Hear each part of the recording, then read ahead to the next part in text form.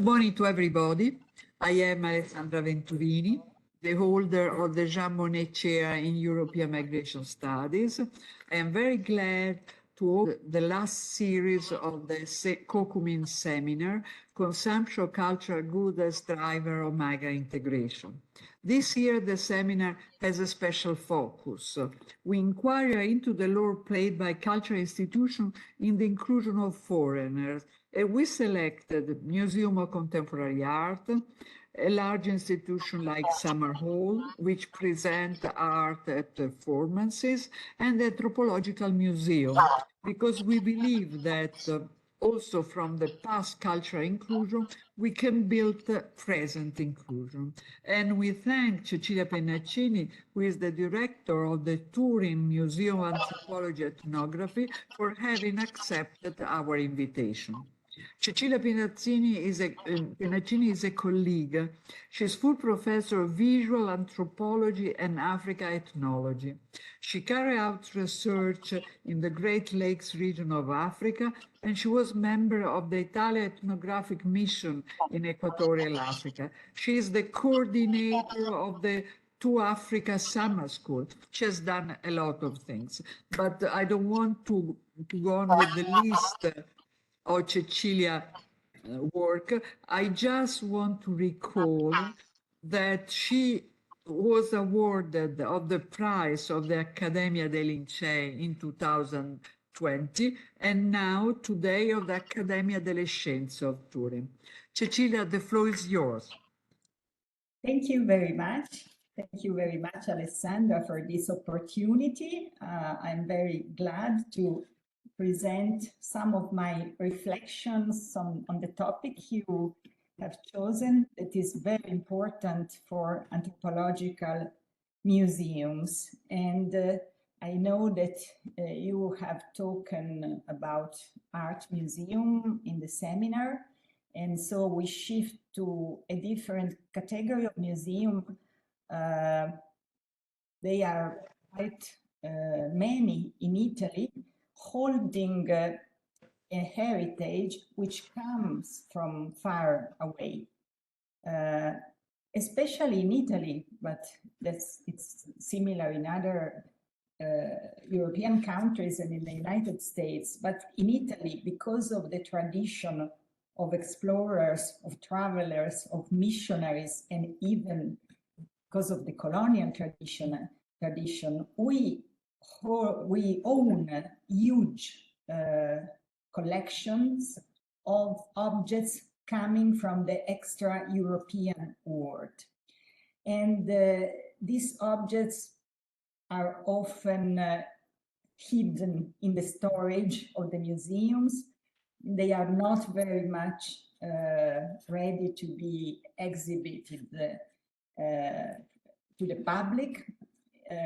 In Europe, we have now big, important museums like Quai Branly in Paris, or in Berlin, Humboldt Forum is a new, wonderful museum for anthropology. Our collections are still not very much open to the public, but they can give us a very interesting opportunity to come in contact with the new citizens living in Italy. And if we think about a town like Turin, where almost 18% of the inhabitants are foreigners or people of second generations, with all these means, we understand, and I think for me is a very important point, that we need to work on a better knowledge of each other histories and culture to try to build an integrated society. Culture, I think, is the only way we have to contrast the risk of xenophobia, the risk of racism that is very strong in our society because of the diverseness we live the towns and of the environment where we live. So our museums, the museums that own objects coming from the territories, the place, the cultures where the migrant communities come from, can be used as a sort of contact zone, as a space of dialogue to try to know each other better. And this is true for the migrant communities as for Italians. Italians need to know more about the histories and the cultures of the people coming here, because we are very ignorant about these stories. And we all know that in our school system, we don't study almost anything about extra-European history. I teach ethnology of Africa, as you said, and when I receive my students in the class, I realize that they don't know anything about the history of Africa, especially of sub-Saharan Africa, which is a long, ancient history of kingdoms, empires, very important culture with wonderful art, for example.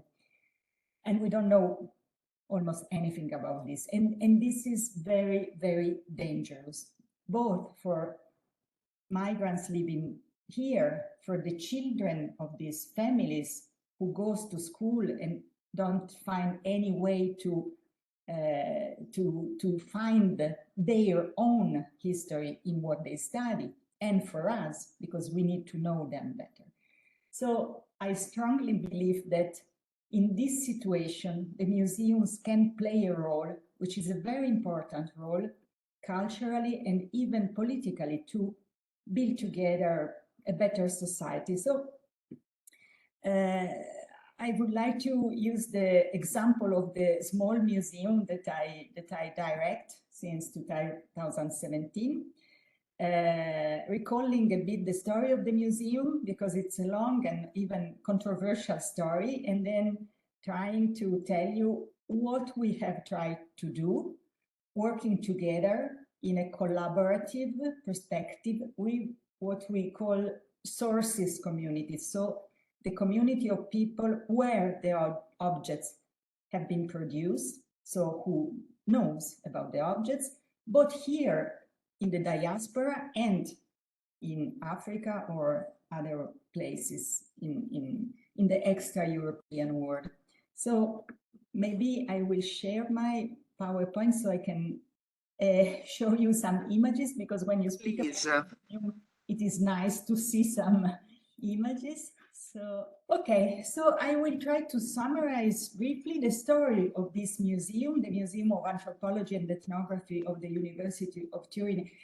It is a story which is similar to other museums, for example, the Museum of Anthropology of the University of Florence, which is older and bigger, but the story is quite similar, and of the National Museum of Anthropology in Rome, which now is under the umbrella of Museo delle Civiltà, Museum of Civilization. The Museum of Turin has been founded in 1926 by somebody called Giovanni Mauro, who he has been the first professor in anthropology in our university.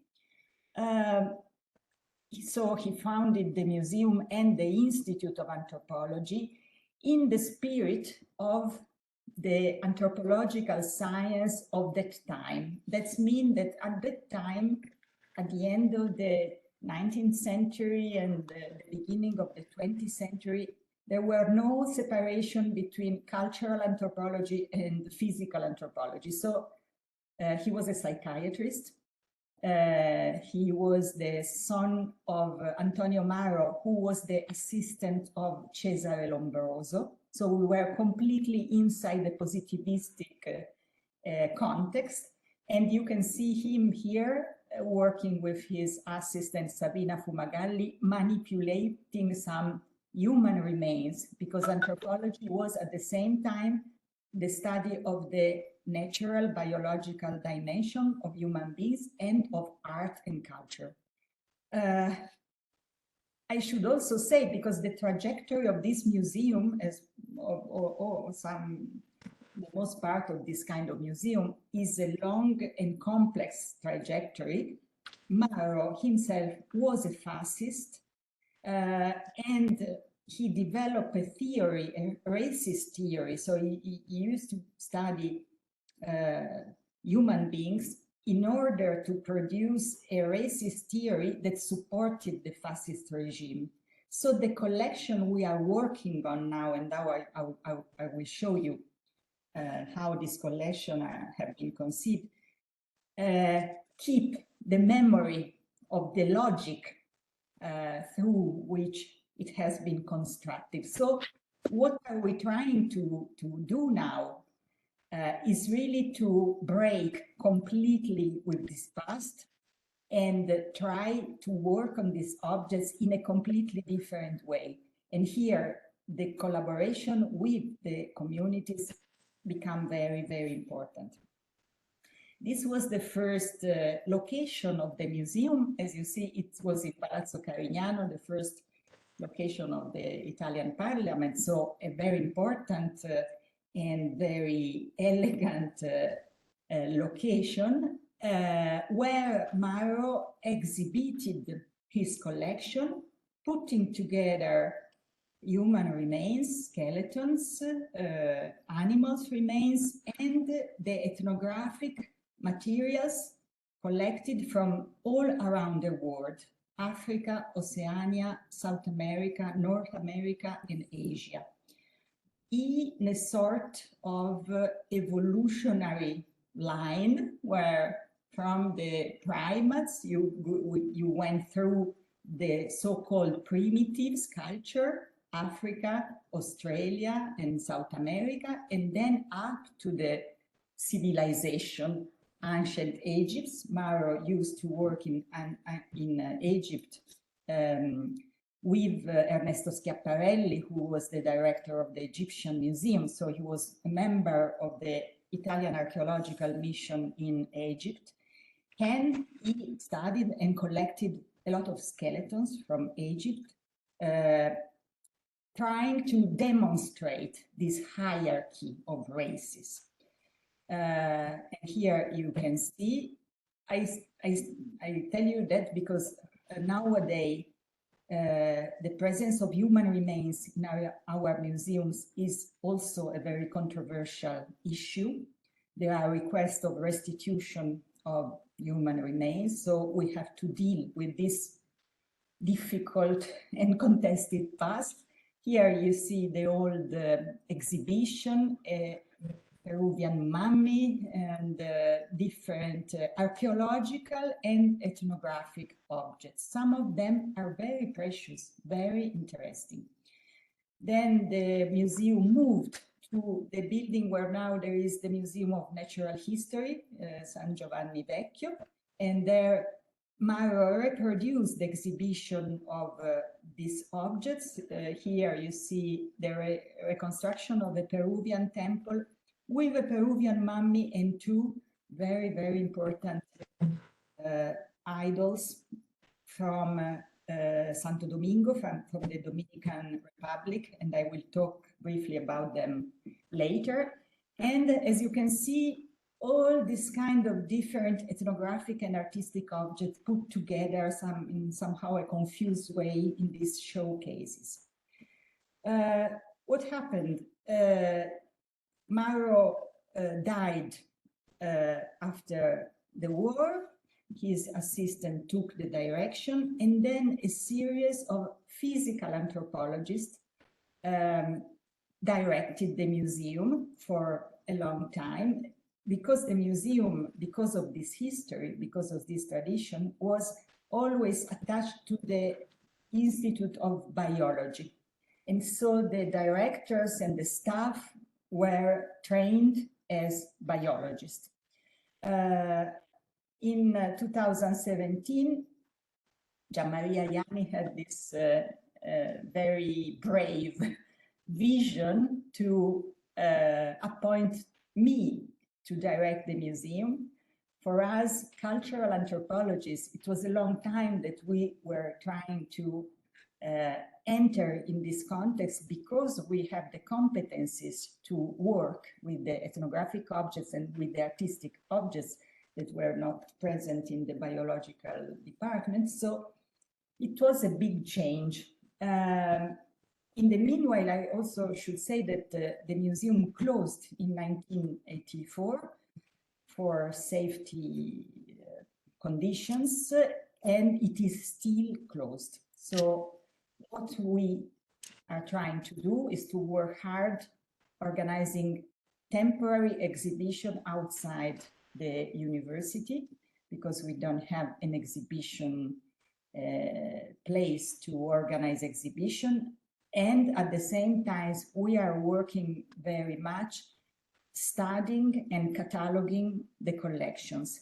The collection have been transferred to the building, the historical building of Palazzo degli Istituti Anatomici in Corso Massimo d'Azeglio, where the Lombroso Museum and the Museum of Anatomy are. And we hope we will have the chance sometimes to open it.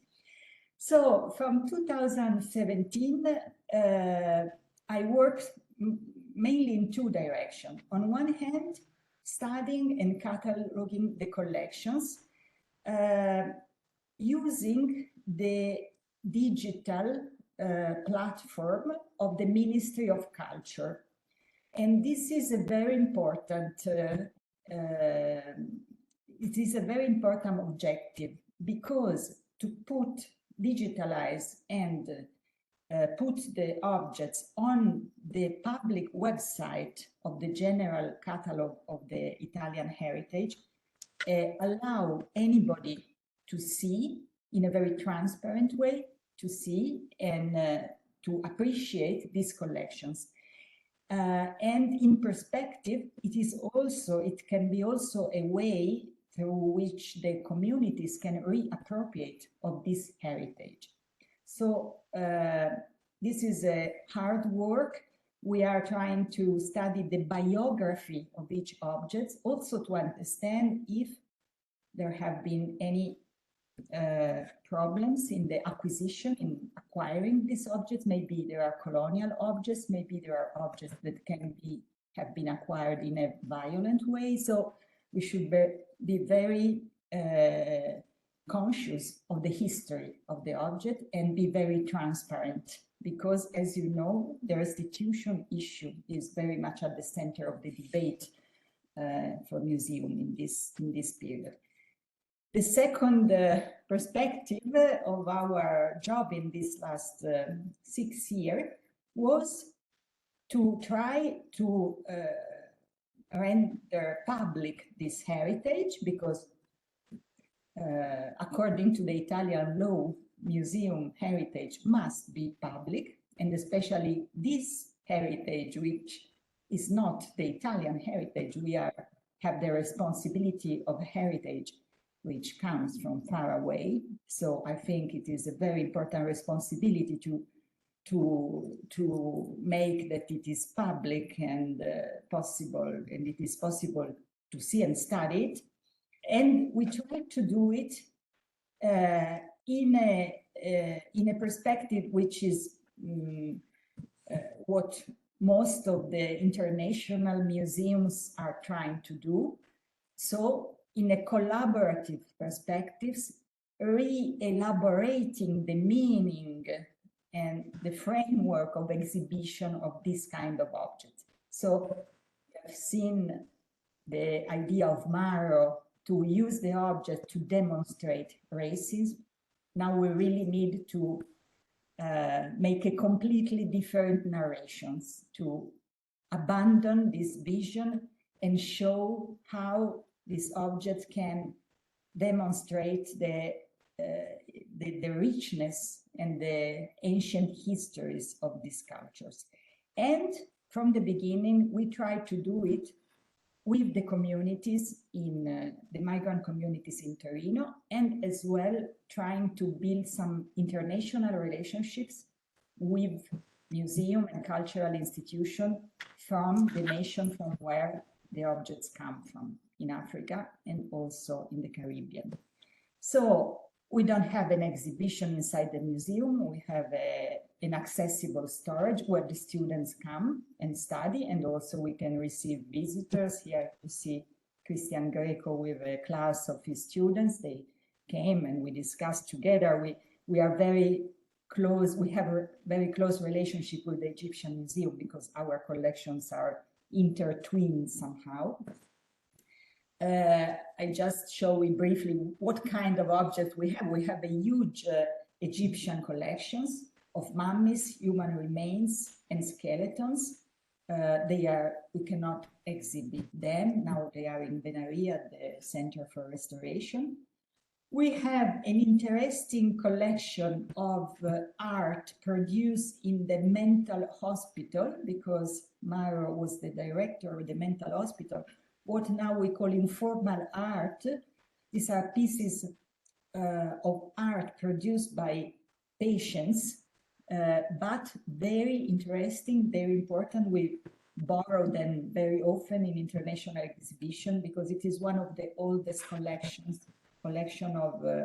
of informal art. And then we have something like 2,000 ethnographic and art objects from all over the world.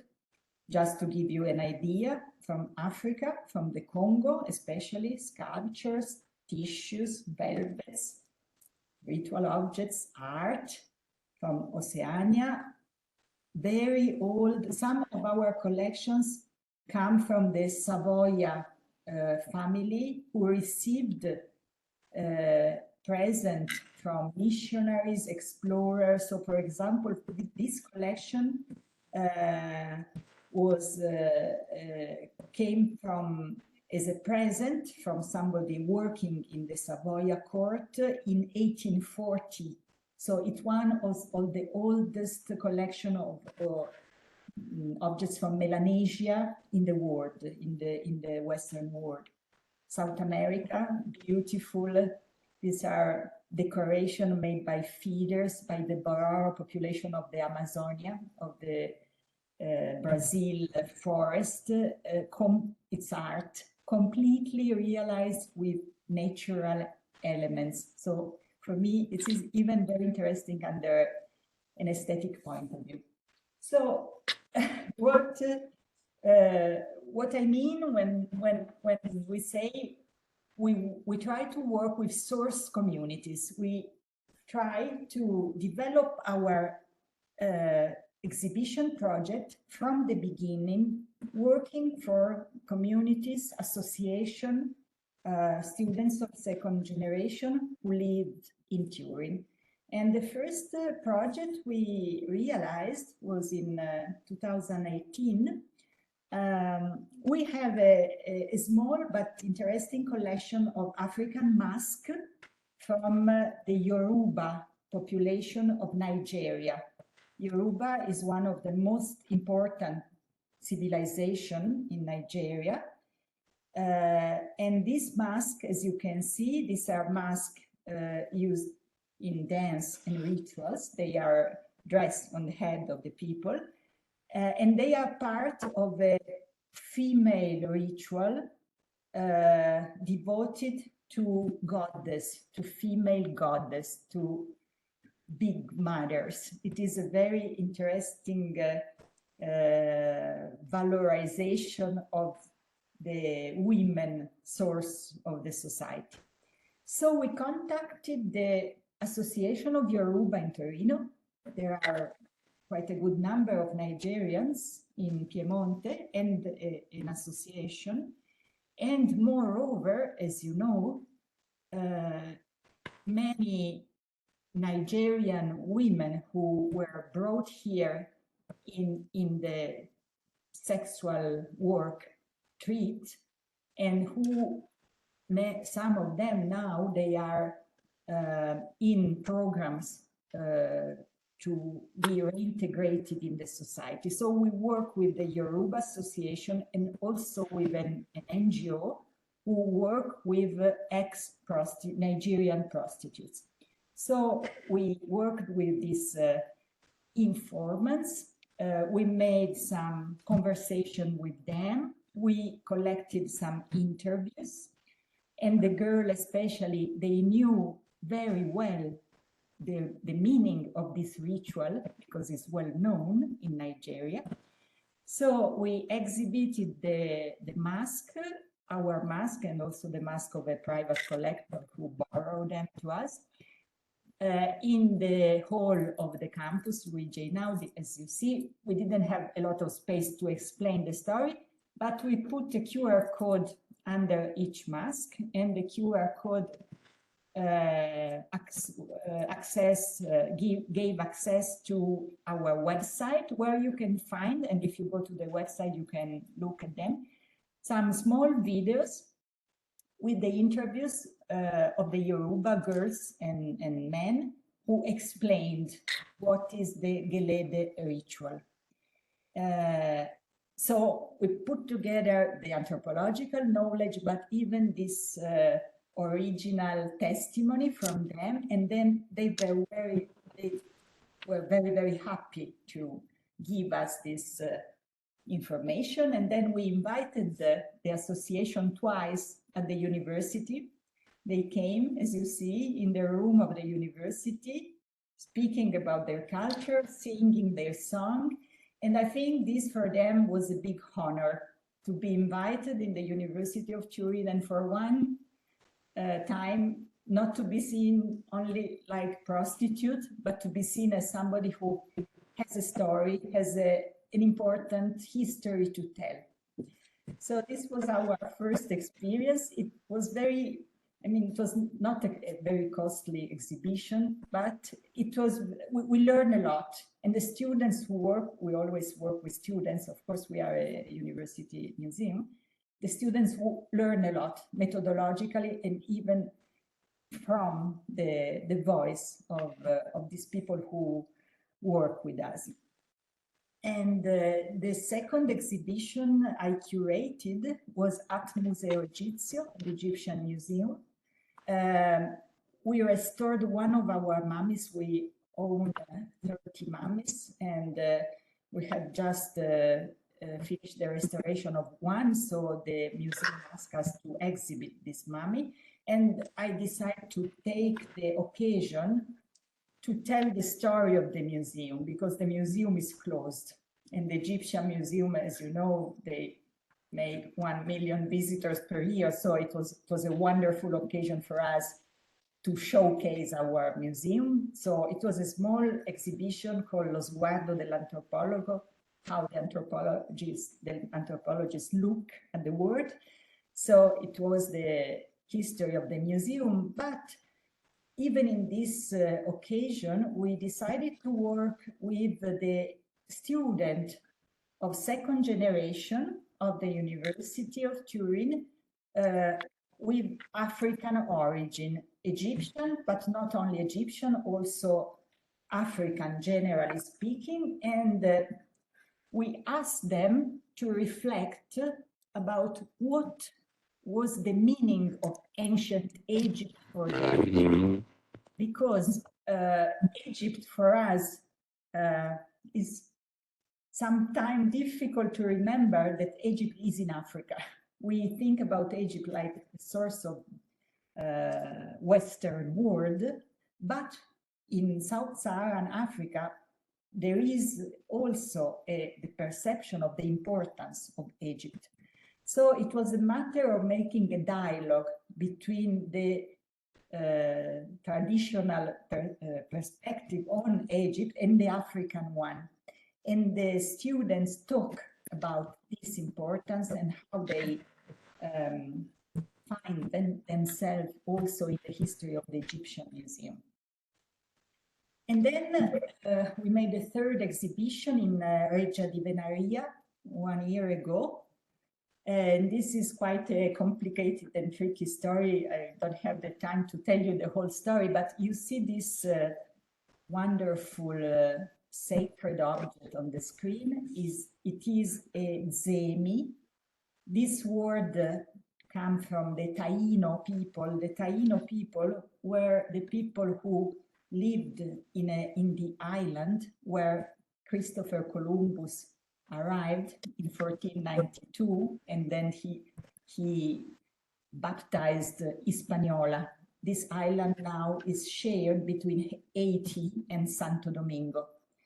This island was populated by the Taino. The Taino were a centralized society and they had a religion based on this kind of sacred objects, semi.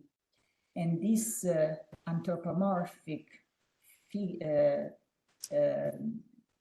object has a skull, a human skull in the head. And they were used in a ritual where the medium fall into a trance, being possessed by the spirit of the ancestor of the chief, which is inside the object. The Taino disappeared after 50 years after the arrival of Christopher Columbus. And these objects were destroyed by the missionaries. Some of them were sent to Europe as present to the prince and to the aristocrats. For a very adventurous story, in our museum, we have two semi, and this one is unique. Is the only cotton semi of pre-colonial time surviving in the world. So it has a huge cultural and even economic value. It has been taken in Italy by this man, Giovanni Battista Cambiaso, who was a merchant from Genoa who became the consul of the Savoia dynasty in Santo Domingo. And then he bought these objects and he took it in Genoa. And then for some complicated story, the objects arrived in our museum in 1928. So at a certain point, the Dominican Republic made a formal request for restitution of these objects. So we started a very long and complicated negotiate. And immediately I tried to transform this request not in a legal issue, but in a collaborative project. So we made the cooperation agreement with the University of Santo Domingo. We organized this exhibition in Regia di Venaria. And here, as you can see, our rector, Stefano Geona, is with the Dominican ambassador, trying to find a collaboration. And then it is not very easy. We will see what happened, but the idea is to work in a framework of international cooperation. So even here, like we are doing with the migrant communities, the principle is that of cooperation. This was the last exhibition we organized. As you probably know, February is the month of the Black History, both in the United States. Since some decades, the Afro-American communities celebrate African history from their point of view. And even in Europe, the communities, the African communities, they have started to organize initiatives during February. And in Torino, it is the second year that the Association of Sub-Saharan Africa Women and Second Generation, they organize a lot of events in February. So they came to the museum proposing us to collaborate, to do something together. And I proposed them to use the objects, to use the heritage, to work together on their culture. So we organized a small exhibition at Palazzo Madama on the Congo objects that we and Palazzo Madama have, and also with the photographs. We have a lot of photographs from the 19th century of the colonization of Congo and of the role of Italy in this story. And then conferences, and then at Palazzo Reale, we did the same with Ethiopia, Somalia, and Italian colonies heritage. And many young people from all over Italy of second generation, they came, and I think again it was very important for them to be in Palazzo Reale, in Palazzo Madama, and show their story, the story of their culture. Sorry. And this, I think, it's the perspectives for the future, because we are now working on a new exhibition, which, if everything goes right, will be held at Palazzo Chiablese from November this year, on Africa in an historical perspective, from the colonial legacy to the contemporary dialogue. So we are taking out from the storage the objects, the African objects. There are there, and it's plenty of African objects there, trying to re-elaborate this heritage, working with some Ethiopian artists who will come in Torino, take inspirations from the objects and be part of this exhibition. And on the May 25, you are all invited. May 25 is the International Africa Day, because it commemorates it celebrates the organization of the Africa Unit in Addis Ababa.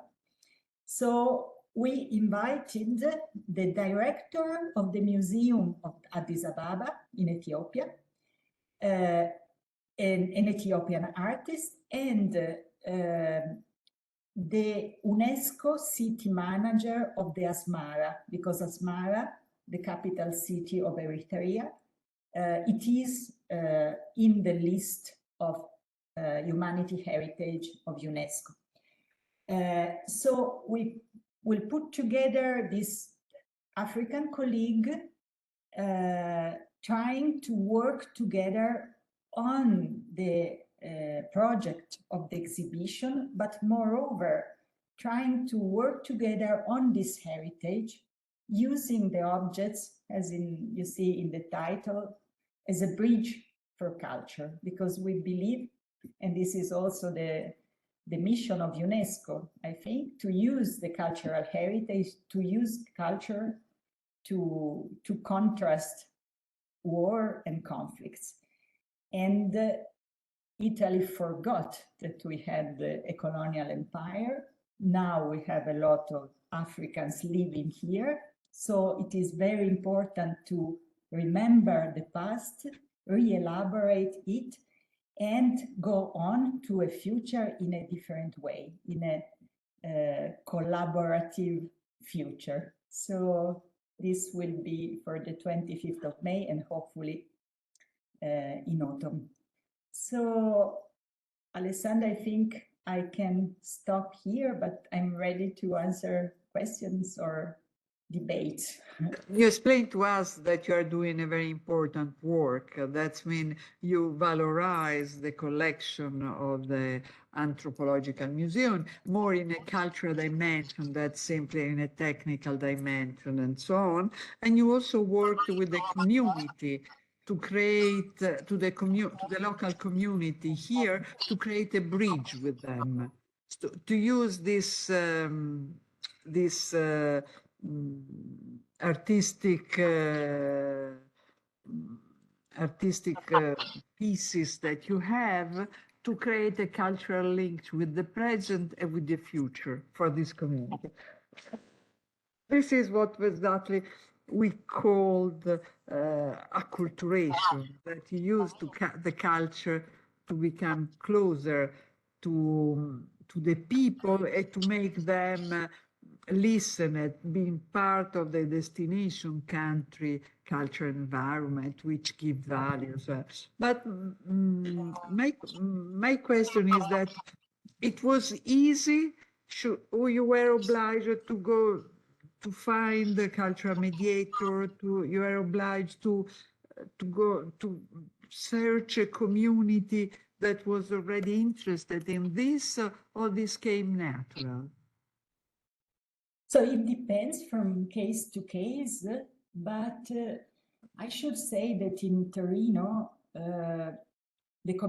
many communities not all, but many communities are quite well organized. Some of them are very active. There are associations,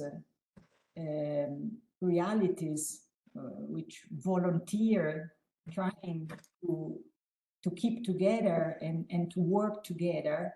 So, for example, with the Yoruba Association, I cannot say it was easy because it's not easy. It's never easy because it takes time and a lot of patience. But this is very much our work, ethnographical work, even in Africa, where I work, it's the same. You need a lot of time. You need to be ready to spend time with people. But they are very happy to do it. That's what I can say. There is a lot of desire, and they are very honored to be involved.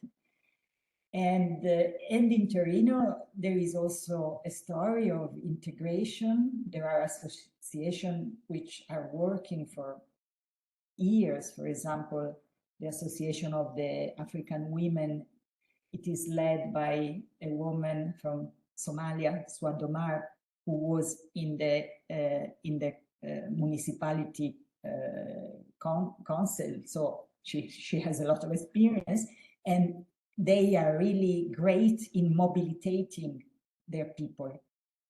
Of course, you must work with the right people. So, but we don't start from zero. There is a tradition, and in Torino, there is also the intercultural center of the municipality, which is working very well with the communities. So yes, you have to work with them. yes, that is the lesson that also the Egyptian Museum explained to us, that whichever is the project that you have to work with them, and especially sometime follow their suggestion, because it's the only way to be effective, and that top-down project doesn't work.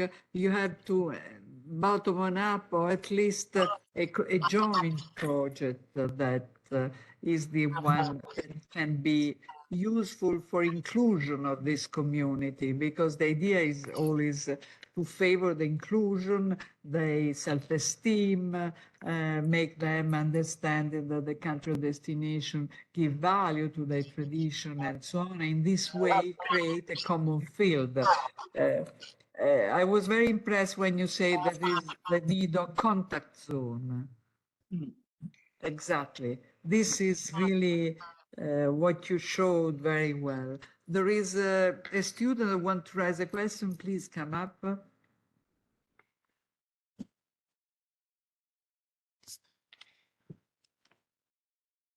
If you want to come here, it's much easier.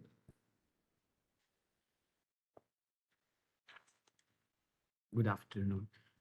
My question is, have you seen some changement in the integration in population this last year? I mean, how can you evaluate your impact of these activities in the process of integration? Thank you. You see, these are very difficult questions, but this gives you the idea that with this seminar, we try to promote the idea that cultural acculturation, cultural integration has a positive effect on the single people, and you can measure it.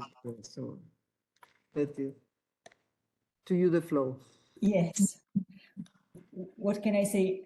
I can tell you my experience. Of course, it's a small experience of the group with whom I've been working. What I can say is that if you work with patience and time, slowly you build something, and it is something that will bring a lot of results. And this is clear because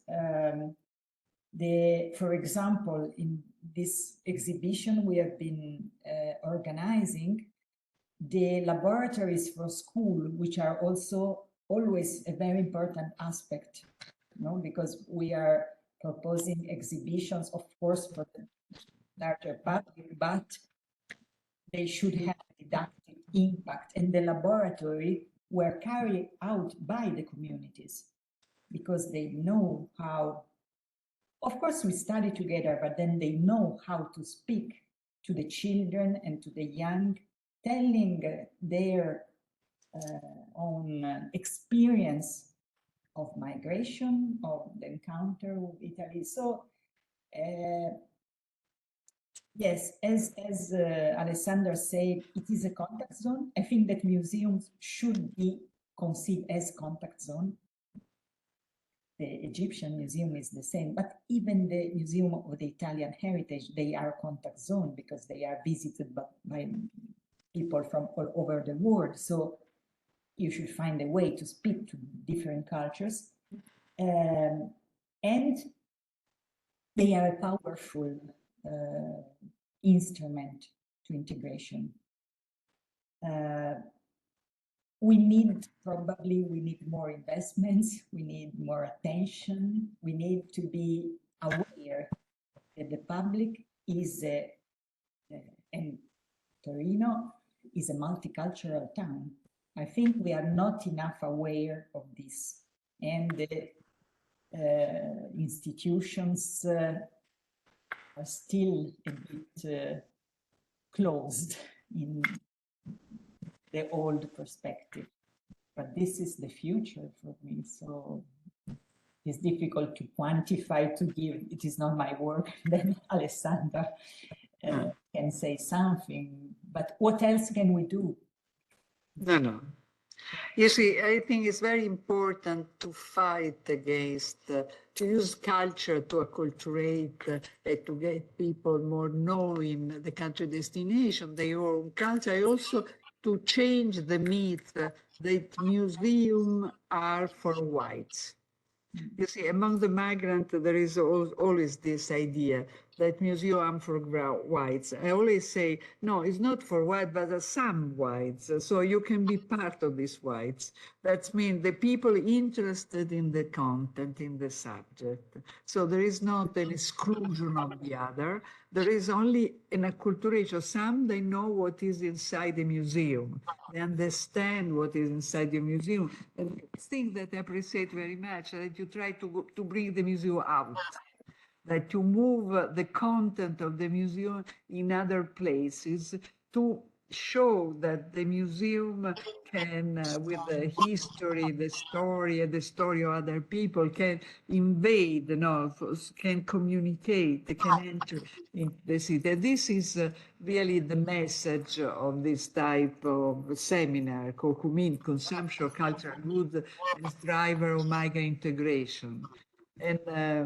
And as you said, it needs a lot of work, a lot of time, a lot of attention, and a lot of expertise, because you have to be an expert in the field, an expert in the culture of the other, to make the bridge, to create the contact zone, as you say. Yes. So if there are no other questions, I will thank Cecilia Pennacini very much.